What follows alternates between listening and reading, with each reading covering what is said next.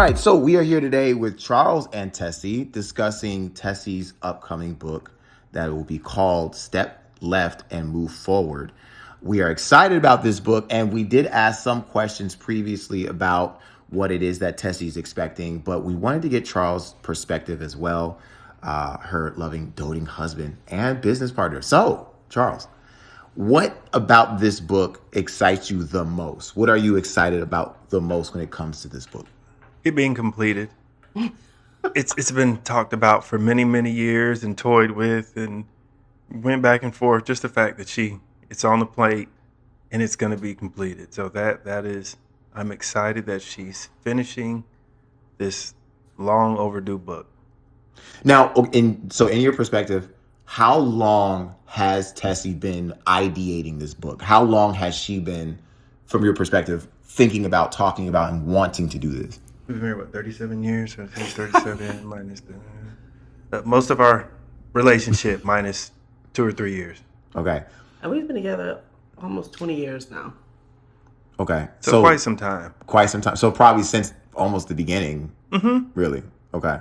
So for you, when this is happening, it almost feels like a very long marathon. Like finally getting to the end, seeing her complete this thing that she's been thinking about for so long. It happening to you is like, You can almost say it's a marathon, but it's almost like you've been talking about the marathon, and now we're actually running the marathon. So it's I'm gonna run a marathon one day. I'm gonna run a marathon one day. You should run a marathon. To now we're actually running the race. So no, it's here. It's Okay. here. We done started moving and getting names together and book covers and titles and all that. It's official. We're on the way. now, Tessie, for you, I'm seeing your face, hearing your husband kind of being like, man, yeah, she's been talking about this for a minute, and now it's happening. Like, do you feel as if, from your angle, now that it's happening, that Charles and kind of this conversation is coming to a finale? Like, are you excited about that? Like, this thing I've been talking about, it's happening now. You know, here it is. Are you excited?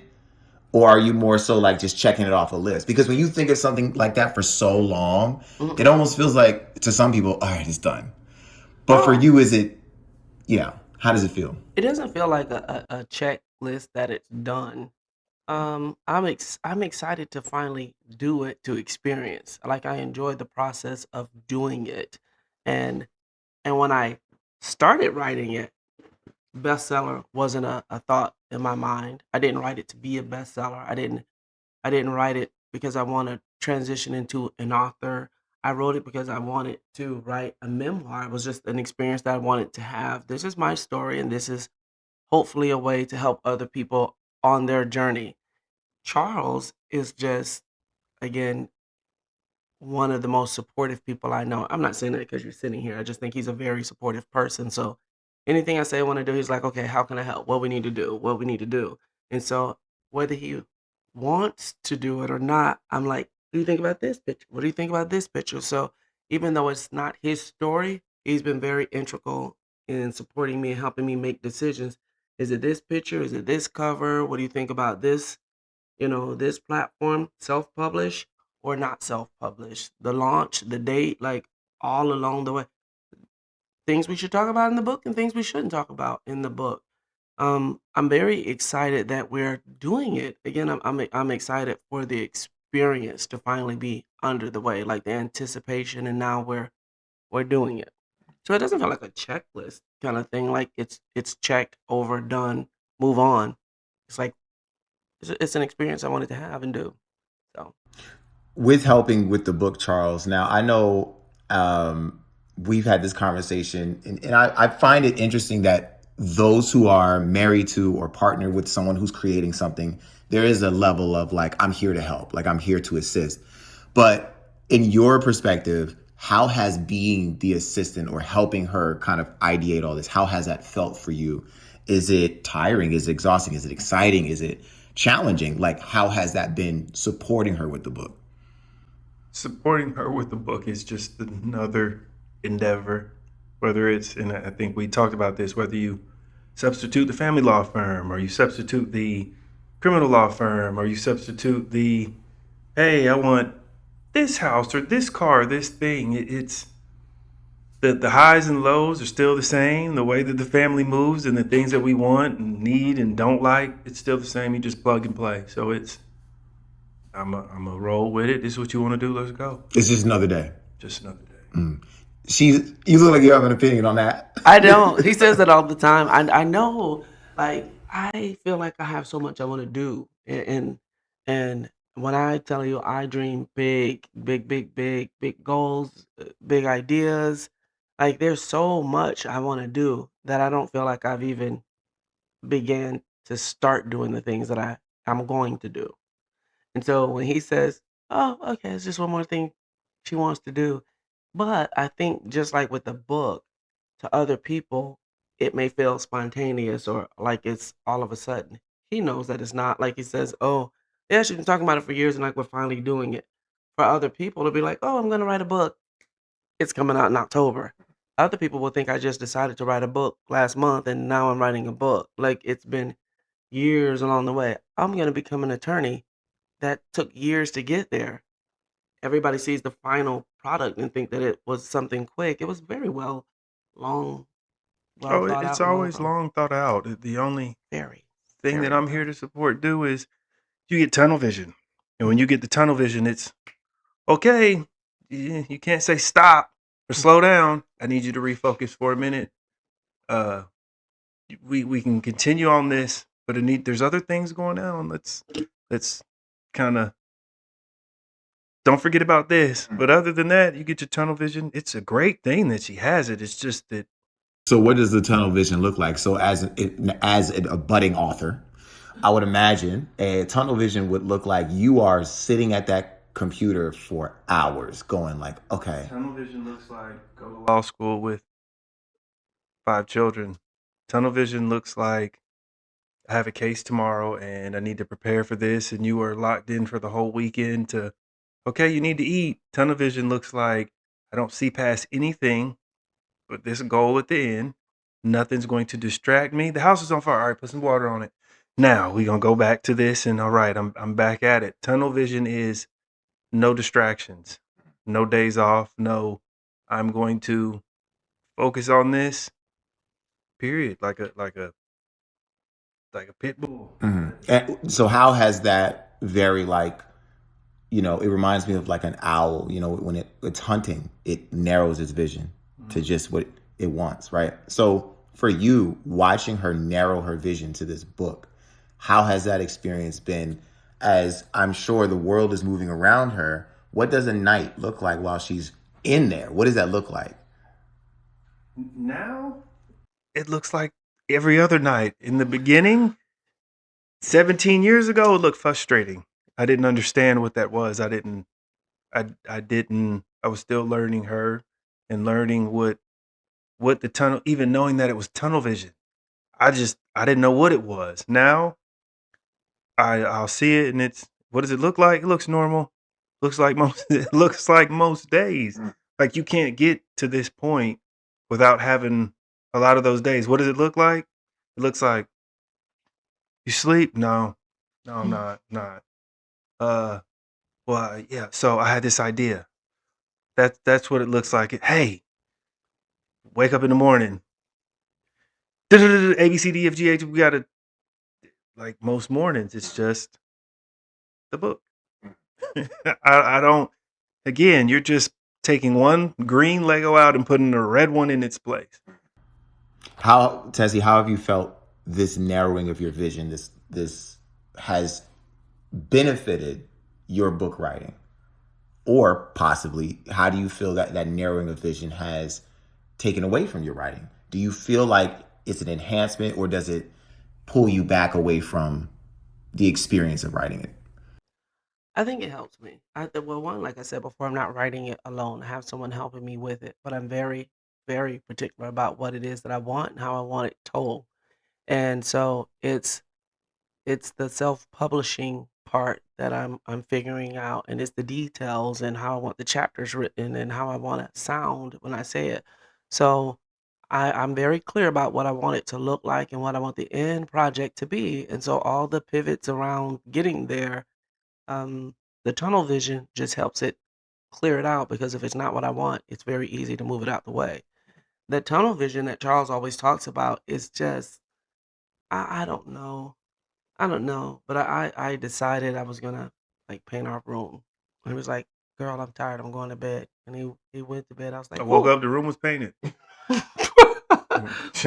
Listen, I love you, This and I is not will. even a week ago, truly. I got your back. But what I have become comfortable with is go And I ahead, tell him that's fine, and go ahead. I'm not asking you to paint it with me. What he will do is he went and got the paint, and he went and got the supplies, and got the ladder, and got everything that I needed, and then he got in the bed, turned on a show we were watching, and went to sleep. And I'm watching the show and painting, and I had the best time. It's quiet, and I'm thinking about The it, book. the book.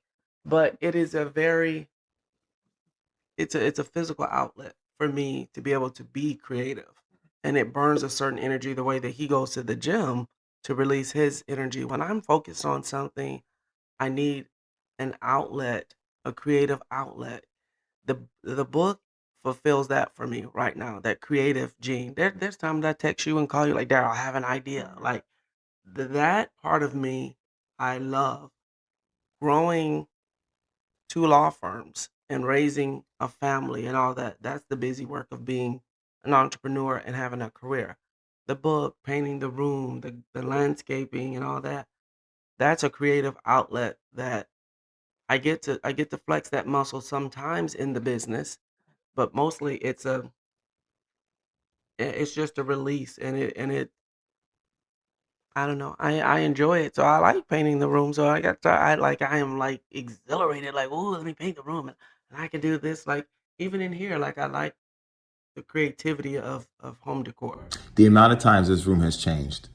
Because I remember I walked in, I was like, oh, I got a little new area over here, which I think is great. I think, too, that is a great asset for anyone who is creative, who is especially writing a book. I think in the process of writing or doing anything creative, sometimes there's a stopgap that happens where you're in it, and then your brain is just like, I can't be in it right now.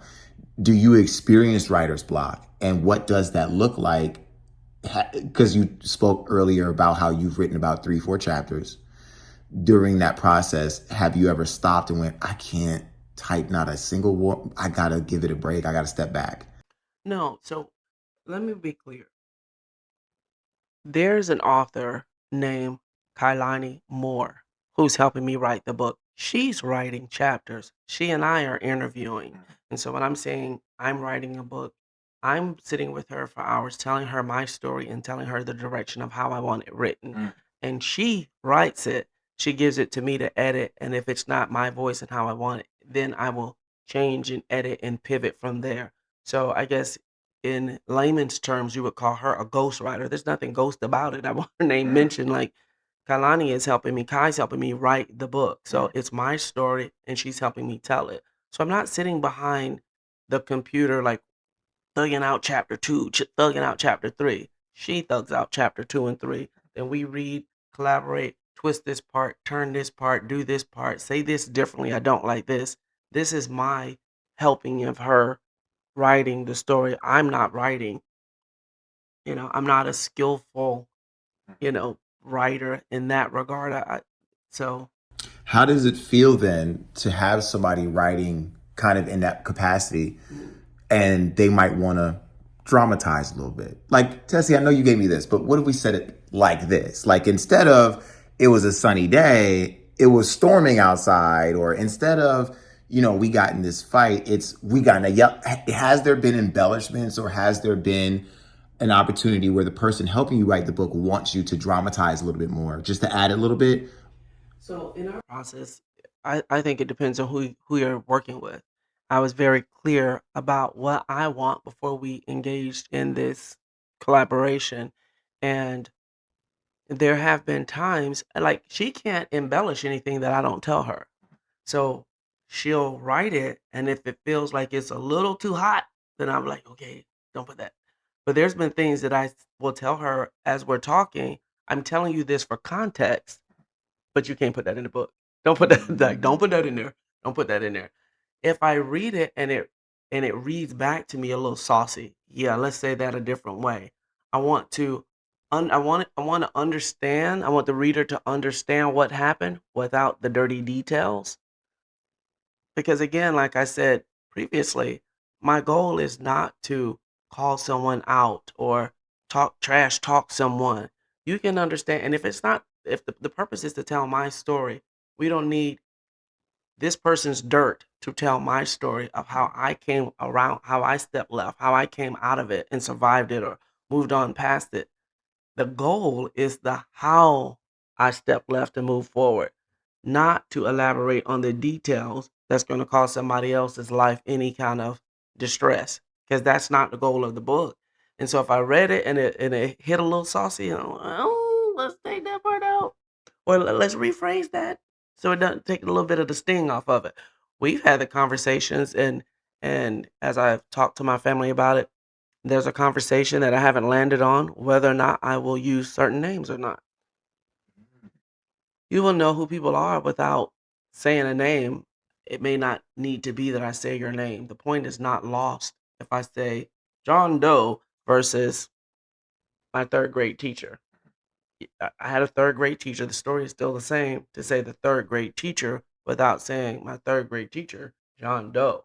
And so some of those things, you know, we're still deciding.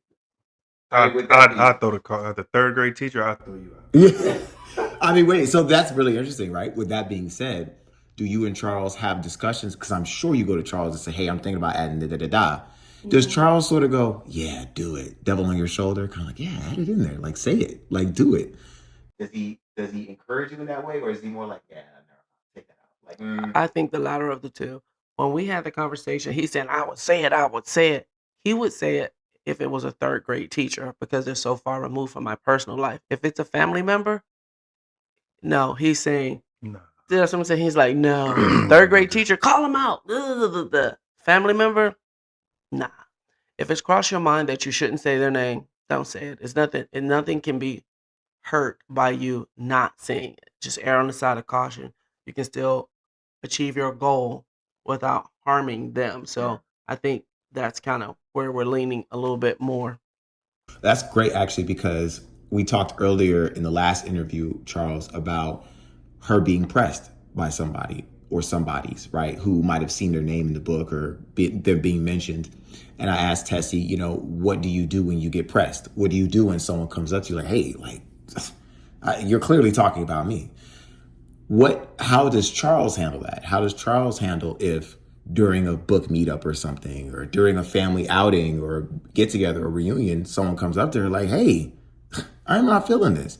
How does Charles respond to that? Responsibly. What There, does that look like? for the most part, I'm nobody's gonna do that except for one particular person. Mm, okay. Responsibly. Yeah. See, and I don't, and again, it's not like there's, again, the book is about my life. So it's not going to be cousins and all these people. It's about my life and my obstacles, and most of them don't have other people's name attached to them. It's my journey, and a large part of my life has been solo. So there's not a lot of people that I'm going to be calling you out because you did this and everything. The obstacles that were in my life from the time I turned 15, I created. So there's no need for me to call someone out on or talk about. There's no aunt this or did that, or no uncle or cousin or third grade teacher. The shit I have in my life, most of it I created. I was a child under my mom's whatever she say do till I was probably about 16 years old. Everything that happened in my life after 16, I created, and I'm responsible regardless of the start that they gave me. The person that we're talking about, like, there's no suspense about it. It's my ex-husband. My ex-husband and I, we got together when I was 18 years old, and we were together till I was 32, 33 years old. So there's a lot of shit in my life that he was there for because he was my husband, and we had 3 children together. A lot of the moving around from school, this and that. When we started law school, it was he and I. There was a lot of good parts. There was a tremendous amount of bad parts to it. And so I don't want to call him out and say, well, you're da da da da da. But there are obstacles in my life that happen between 18 and 33 years old that I can't say this is my story and just leave out between age 18 and 33. Right. Like, you're in it, and it was a lot of bad and it was a lot of good, a lot of pivots. And but my goal is not to embarrass him or talk negatively about him. It's about this part of my life. This was the journey through undergrad and through law school and how I moved to Georgia and becoming an attorney. All of that happened in that relationship. So, yeah, the good and the bad comes with that relationship. But again, my goal is not to slander him or talk negatively about him. It's how I overcame the shit despite of him. Mhm. Whatever. That's what it is. Despite the relationship I was in with you, how I came out of it and moved on from it. They don't have a talking relationship, him and Charles. And so, and I don't foresee him saying something to Charles about blah, blah, blah. I mean, that man has his own life. He's remarried. He has two beautiful daughters. He's built a life for himself, and I've built a life for myself, just like Charles has moved on from his, eh, eh, daughter's mom, and she has a life. Like, my goal is not to slander anybody. This is not about him or anybody else. It's about me. So there's nothing that Charles will have to defend. There's nothing that I'm going to have to defend. The stinker is out. Like I've said, I've been a victim of domestic violence at my ex-husband's hand. So y'all can take the sting out of that. I've been a victim of this domestic violence before I met my ex-husband. When you see a pattern and live a pattern, like my mom was engaged. She was a victim of domestic violence. Sometimes she was on the giving end, sometimes she was on the receiving end. To me, that was that normal part of growing up in my community and in my household. People like to romanticize it and say, stand by your man or you're a strong woman. That just means you have the ability to absorb the shit that people give you and not fold because of it. So I too was that black woman with a cape on my back that absorbed domestic violence and still survived. I was a victim of or experienced, I would say, because I don't feel like I'm a victim, but I experienced domestic violence and moved on. I experienced narcissism and moved on. I experienced verbal abuse or financial abuse, whatever. Went through it, move on, let's go. I'm not gonna sit and waddle in it, but I'm also not gonna pretend like it didn't happen. So if that ruffles a couple of fucking feathers, then be ruffled. It is what it is. If you wanted a better chapter, then you should have acted fucking better. That's all I have to say about that. It is what it is. That's all I have to say about it. I'm not gonna mince words and like, oh, he was a great person or she was a great. Listen, you think people are gonna come up to me and say that you don't like the way I told my life about you, then you should have treated me better. And when you were in that phase in my life, it is what it is. Yeah, it does remind me of when people are being eulogized, for example. There And always was a great oh, man. great man. You was It's like, such a great hey, man. everyone had a different experience. And Yeah. now cousin Joe's gonna come up here and tell us how his father really was. you know. Like, I'm not trying to have again a tell all like, oh yeah, you this and that, blah, blah, blah, blah, blah. Everybody has their version of their life. This is my life according to me, and this is more importantly how I overcame whatever. My book begins with literally the woman that gave me birth.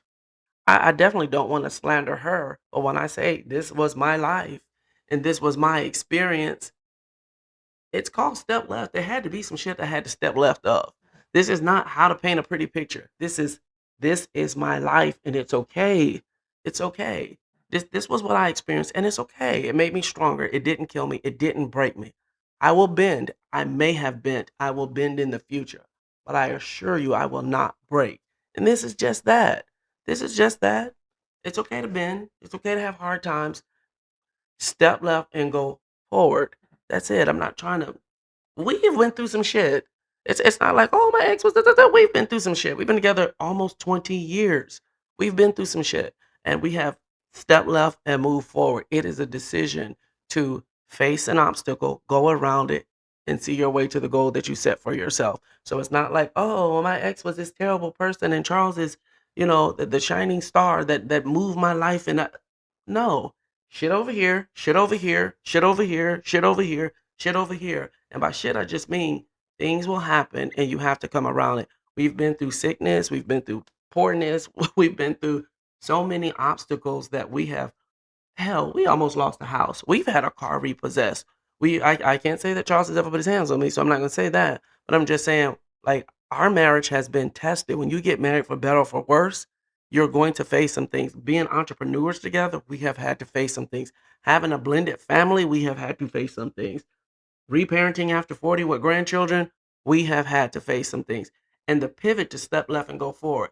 The last interview that you and I did was exactly what I'm talking about. We have an agenda to get through and some things that we need to talk about today. The girls were upstairs acting crazy.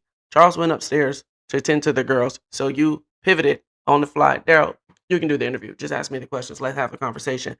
And so that was the last chapter. And now that that's done, Charles is here to join us again. Whatever the situation is, you can look at it as a stopping point or you can figure out how to move around it and keep going. Let's go. We have a job to do. Let's go. That's what he calls tunnel vision. That's what I just call let's just get the shit done. And if you want an excuse, you'll find one. But if not, you'll find a solution. And that's just what it is. Nobody shouldn't be upset by that. It is what it is. Now, pivoting off of that, Charles, how you feeling about your chapter, buddy? I honestly haven't read it yet. Do you want to? Do you want to get, yeah, because this is an interesting point because, of course, people who write books such as this obviously are going to write about their spouse, or at least they will be in there, right? So, Charles, would you like to at least get a heads up before it's published? Or do you just want to be surprised and go, hey, I'm cool, like, we're good, just let it be, and I'll hear whatever. I'll hear whatever. It is what it is. It's your opinion. Everybody has an opinion, and their perspective is what their reality is, and that's how you see it, then that's what it is. I don't. Okay, so we're not expecting you to create a response book called, like, Slide Right, Move Backward. Like, we're not going to get my response to Tessie Edwards, like, okay. Nah, I'm not that. Nope, that's not me. Okay. We'll roll with the punches and keep moving. Well, I can tell you, spoiler alert, it's not going to be any punches. Charles won't have a chapter. Charles will have a integration and move forward. Again, I have been with Charles longer at this point, longer than I've been with anybody in my life. Thinking about that, like my oldest son, we've been together coming up on 20 years. This Christmas season will be 20 years since I've met Charles. My son, like most children, you came in, I gave birth to you, raised you, and then you go on with your life at 18, 19 years, whenever he went off to the military. So we didn't live together for 20 years. You understand what I'm saying? I see. And my mom, I didn't live with my 16, 17, mom. right? I didn't live with my mom for 20 years. I didn't live with anybody on this planet for 20 years. So Charles knows me in a way that most people don't. But for 20 years, we're not going to wrap up 20 years in a chapter. Charles doesn't have a chapter. At 53, Charles has been with me for almost 20 years. Like, that's more than a chapter. Like, this is a like I'm a different person because of my relationship with him. I'm a very different person having known him and been with him and loved him and been loved by him. So it's more than a chapter, but he'll definitely have a whole when he start where he comes in. Yeah, obviously it never ends. He comes in at a certain part of my life where I was just starting, had just started as an attorney, and the whole journey of opening a firm and another baby and the blended family, and how it's his idea to have a firm. Like, there's so many things about my relationship with him that were huge pivotal changes in my life, that my journey is our journey, so it's not a chapter. I can imagine someone hearing you say that and being like, oh, you're not going to give your husband a chapter, but you're saying it's bigger than that because at some point, He'll be in several chapters. right? Yeah, he'll be in basically all of them from this point forward because he was that pivotal in the decision making and experiences that I had from that point on. Yeah, which makes a lot of sense. I think that most spouses would be flattered, of course, to even be part of something like that because. Like you said, it's just that's the life you guys lived, right? So for Charles, my question to you would be, what do you feel like the impact of this book will have on y'all's relationship with everyone surrounding y'all, right? Because when you guys are basically co-authors of this book in a way, just like you and the person helping you write, right?